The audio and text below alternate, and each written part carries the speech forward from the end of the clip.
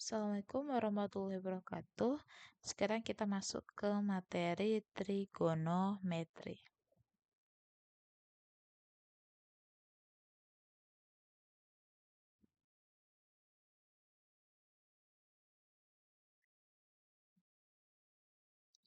Secara pengertiannya, trigonometri ini berasal dari bahasa Yunani yang terdiri dari dua kata, yaitu trigonom, segitiga, dan metron berarti ukuran.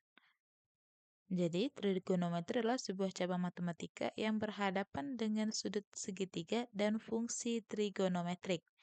Adapun fungsi trigonometrik itu sendiri ada tiga, yaitu sinus, kosinus, dan tangen. Itulah bentuk dari sudut.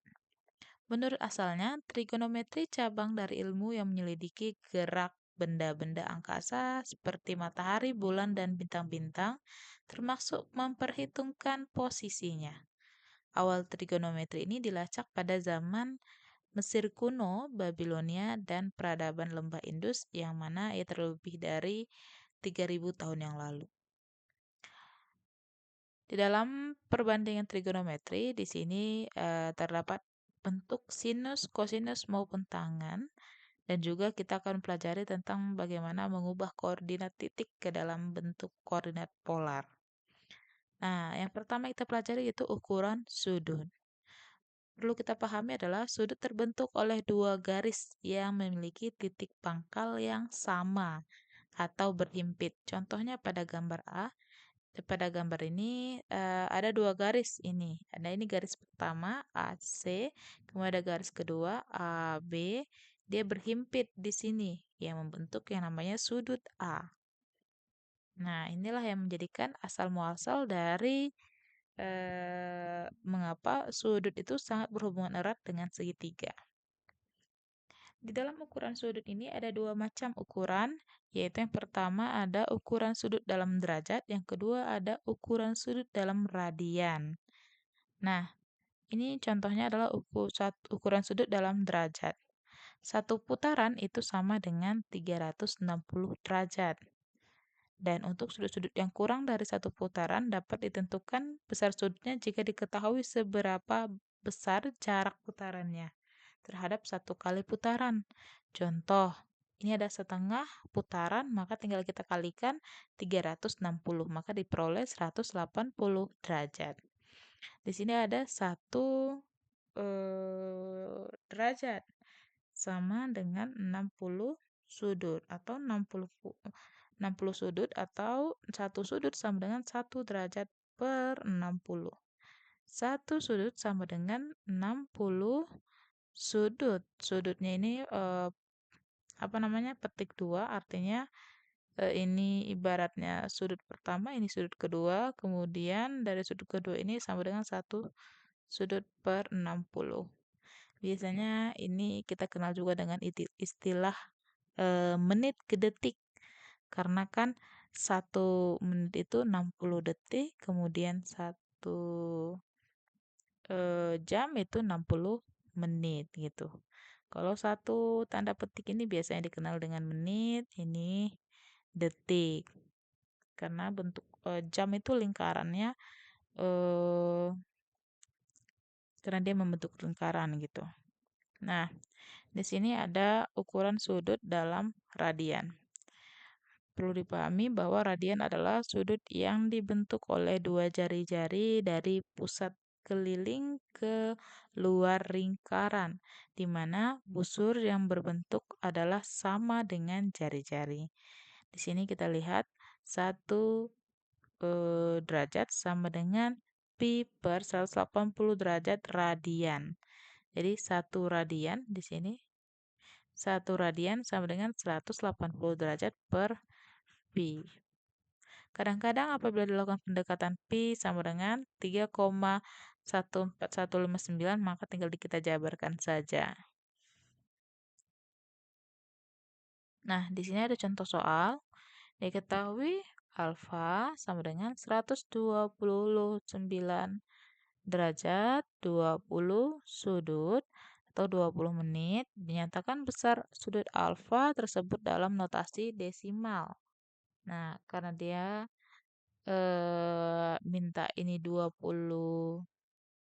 Yang 20 ini digabungkan ke derajat dan dinyatakan dalam bentuk desimal, maka bisa kita kalikan 20 menit atau 20 sudut sama dengan 20 kali 1. Ini ikut rumusnya yang ini. Nah, kalau misalnya dimasukkan dia ke derajat, maka ini 1 derajat sama dengan 60. Kalau kebalikannya sudut ini ke dalam derajat, maka 1/60 derajat. Maka bisa kita kalikan langsung 20 kali 1/60 derajat sama dengan 20/60. Dapatlah 0,33. Maka 129 derajat 20 sudut sama dengan 129 derajat tambah 0,33 derajat. Nah, ini jawabannya.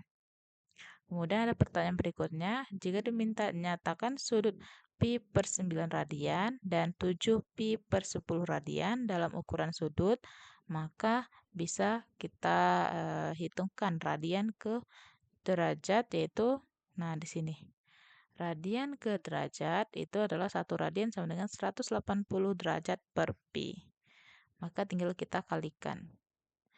Pi per 9 dikali 180 derajat per pi sama dengan 20.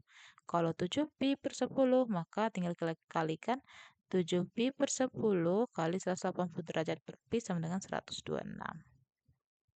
Nah, kemudian di sini kita masuk materi berhubungan trigonometri berhubungan dengan segitiga siku-siku. Jadi di sini perlu kita lihat bahwa siku-siku itu ada sin cos tangen. Kemudian untuk lawan baliknya, sin itu ada sekan, cos itu ada kosekan, tangen itu ada kotangen. Yang pertama ada sin. Nah, di sini sin, cara menghafal sinnya yaitu dia itu posisinya depan dan miring. Ini alfa, sudut. Ini segitiga siku-siku, siku-sikunya di sini, maka sudutnya di ujungnya. Kemudian di bagian ini ada bagian depan, kemudian di sini itu ada bagian miring disebutnya. Kemudian di sini letak dari siku-siku yang berdampingan dengan sudut ini disebut dengan sisi samping. Nah, cara menghafalnya adalah kalau sin itu demi, depan, miring. Ini depan, terus ini per miring. Kalau cos itu samping per miring. Kalau tangan itu desa, depan, samping. Nah, untuk sisa berikutnya ini tinggal kebalikannya saja. Lihat baik-baik, ini sekan itu pasangannya dari lawan dari sin ini. Kalau di awalnya ini dia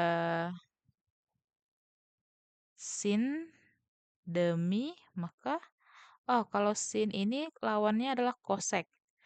Nih, sin demi, maka kebalikannya mi de. Kalau cos ini sami, lawannya ada mi sa. Ini juga tangan, desa, ini sade. Nah, dari situ kita bisa memperhatikan ini. Kemudian jangan lupa juga di sini ada Pitagoras. Teorema Pitagoras yang mana di sini adalah A itu sisi depan yang dia depan pangkat 2 tambah B-nya sa pangkat 2 sama dengan C pangkat 2 Mi pangkat 2. Ini difungsikan untuk apa? Nah, ini kita lihat contoh soal di bawah ini. Katanya, tentukanlah sin, cos, tan, sekan, kosek, kotan pada segitiga di bawah ini. Diketahui ini ada segitiga 12, 5, 13. Di sini ada titik alfanya. Cara mencarinya adalah tinggal kita di sini kita buat dulu soalnya. Nah, ini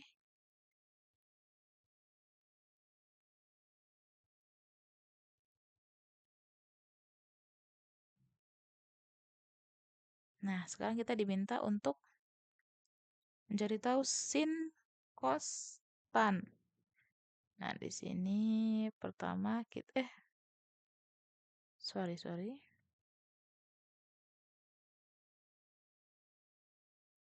Pertama kita buat dulu di sini. Ini segitiganya. Pertama buat dulu sin. Di sini ada cos, di sini ada tan. Nah, kebalikannya adalah sin tadi cosec. Di sini ada sec, di sini ada kotan. Rumusnya adalah sin tadi demi cos itu sami, tan itu tadi desa, depan, samping. Sekarang tinggal masukkan aja.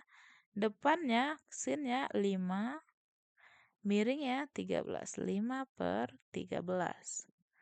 Cosnya sami samping 12 per miring 13. Desa depan 5 sami desa 12.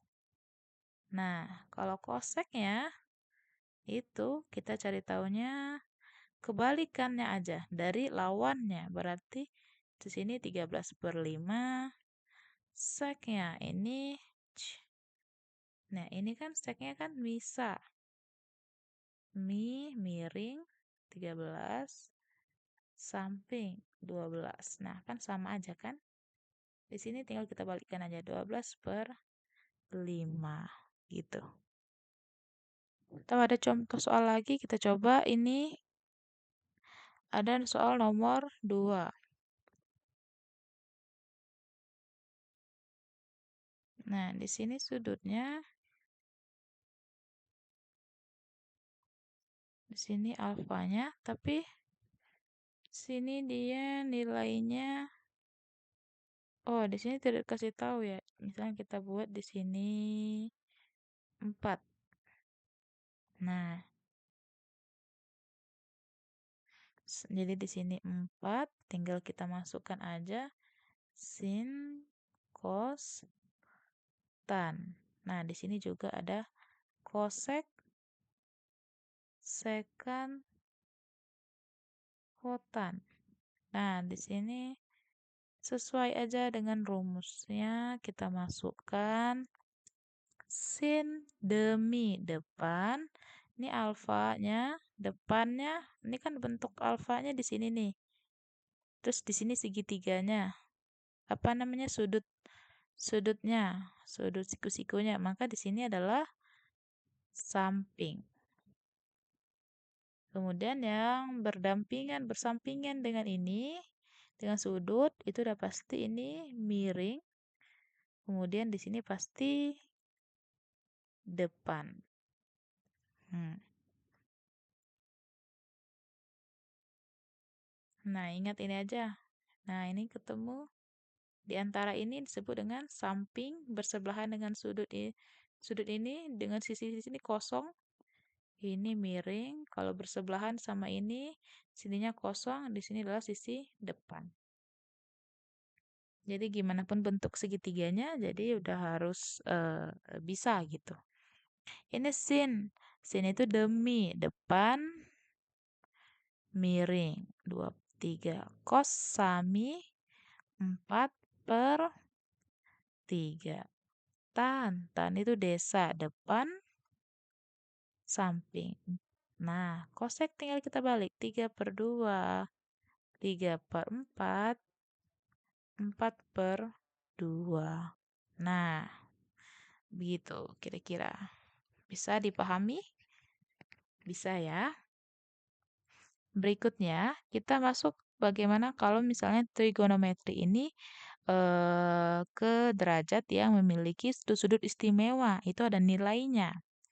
Misal, ada sin alfa kalau 0 derajat, ini dia itu 0, kalau cos itu 1, kalau tan itu 0, kalau kotangan itu tak terhingga, sekan itu 1, cosec itu tak terhingga.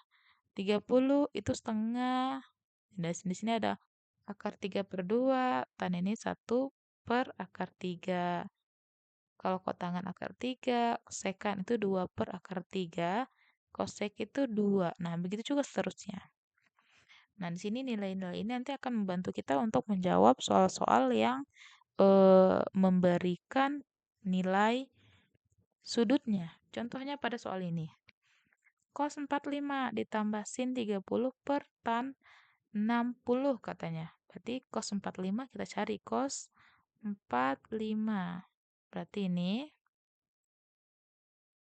akar 2/2 ditambah sin 30. Sin 30. Di sini tambah setengah. Terus per di sini tan 60 katanya. Tan 60 kita lihat mana tan. Ini tan 60 itu akar 3. Maka kita selesaikan dulu di sini. Cara nyelesainnya adalah ini tinggal kita yang ini ada akar 2, ini tidak bisa dijumlah. Ini jadi cara penyelesaiannya itu bisa langsung aja sebenarnya kalau pakai apa namanya? Kalkulator, tinggal kita pecahkan aja akar 3 itu berapa, akar 2 itu berapa gitu.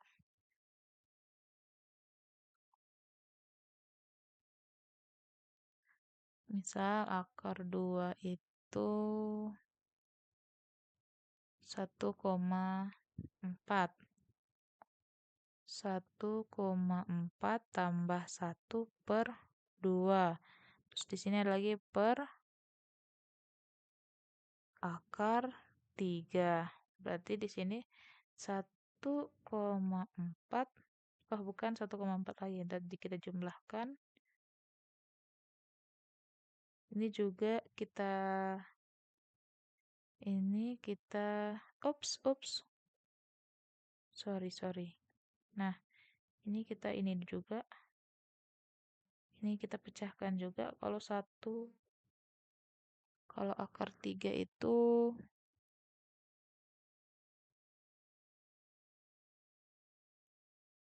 1,7. Nah, berarti kalau 1,4 berarti 2,4 tambah ini ini karena dia bagi, ini pecahan atasnya, kemudian dibagi bawahnya, maka 2 kali 1,7. 2,4 kali 2 kali 1,7.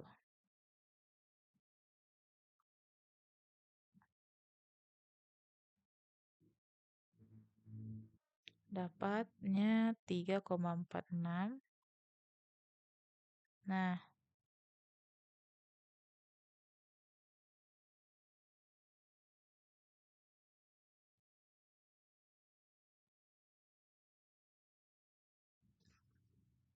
dari sini nanti dapatlah 2,46, kita kecilkan aja. Bagi 3,6 berarti jawabannya 0,69. Nah, seperti itu aja. Oke, sekarang kita masuk ke aplikasi perbandingan trigonometri. Kita masuk ke pengaplikasiannya. Aplikasi ini banyak digunakan di beberapa bidang seperti statistika, biologi, kimia, kemudian untuk berbagai terapan juga salah satunya kehutanan gitu. Seperti untuk pengukuran tinggi pohon, menara, gedung yang bertingkat, dan sejenisnya yang berhubungan dengan ketinggian, kemudian ada jaraknya juga. Biasanya juga sering dipakai dalam mercusuar dan sejenisnya. Nah, di sini ada contoh soalnya, kita coba kerjakan sama-sama. Yang pertama ini diketahui Doni berada di kelerengan dengan ketinggian 42 akar 3. Berarti dia tuh berada di ketinggian, ibaratnya di sini ya. Dia tuh ketinggiannya, dia berada di 42 akar 3. Akan mengukur sudut depresi yang terbentuk bersama temannya yang berada di bawah. Ini temannya berada di bawah. Ini di sini berarti ada Doni. temannya di bawah. Temannya sini di bawah. Sudutnya itu dekat dengan temannya. Berarti di sini dengan sejauh 126 tegak lurus. Kalau dia bilang tegak lurus, 126 meter tegak lurus, berarti lokasinya di sini yang di sininya 126 karena ini berhadapan dengan tegak lurus. Berapakah sudut depresi? Yang ditanya berapa sudut di sini nih? Nah, karena di sini yang ditanya, terus kita lihat aja yang diketahui. Yang diketahui di sini ada kalau di sini sudut tegak lurusnya, di sini sudutnya berarti di sini sa. Kemudian di sini ada sudut siku-sikunya, berarti di sini D. Bagian sisi depan, di sini ada bagian sisi samping. Maka kita cari tahu bahwa untuk D dan sa berarti rumus yang bisa kita gunakan apa? Cos, sami, atau cos, tan, atau sin. Berarti pasti tan. Tan itu kan desa. Maka tinggal kita cari tahu. Tan alfa sama dengan, masukkan dia. Yang sisi depan 42 akar 3. 42 akar 3 per. Nah, ininya 126. Ini kalau kita kecilkan, 126 bagi 42 kira-kira 3. Berarti 1/3 akar 3. Tan alfa 1/3 akar 3 katanya. Tinggal kita cari, lihat sudutnya. Tan di sini 1/3 akar 3.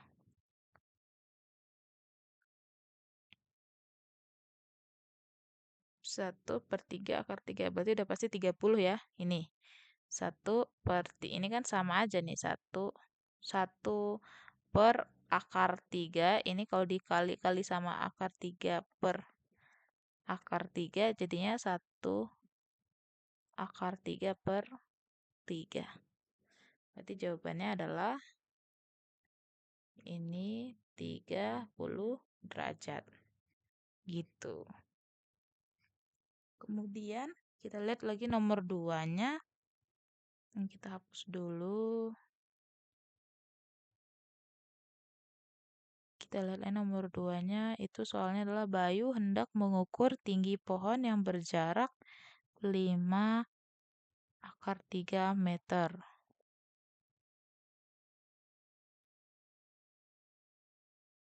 Jaraknya 5 akar 3 meter dari tubuhnya. Berarti ini ada pohon.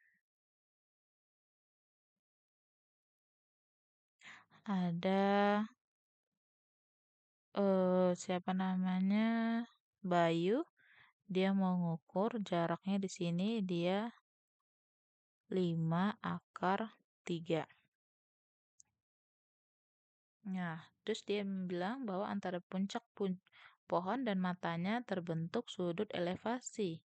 Matanya terbentuk sudut elevasi. Ini di sini matanya kan di 30. Berarti sudutnya dia segini. Nah, sini 30. Jika Bayu terukur 1,8, berarti tinggi Bayu di sini 1,8, maka tinggi pohon adalah, nah ditanya tinggi pohon. Berarti tinggi pohon di sini kalau kita samakan dengan tinggi Bayu, berarti di sini 1,8, di sini X. Maka yang kita perlu cari tahu tinggal X-nya aja. Jadi cara jawabnya adalah di sini tinggal kita buat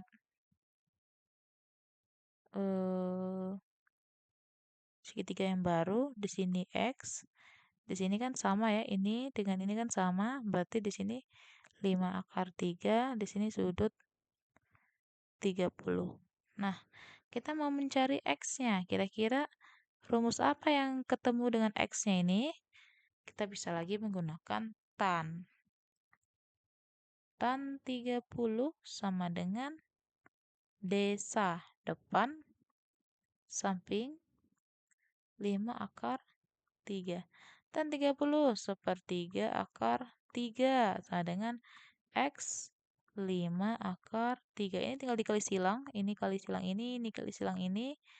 maka diperoleh 5 kali 3 bagi 3. Sama dengan jawabannya 5. Maka X sama dengan 5.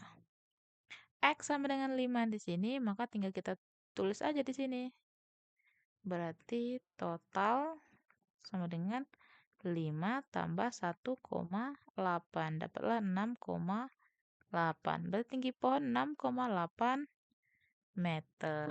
Gitu aja cara penyelesaiannya. Nomor 3 ini bisa diselesaikan sendiri.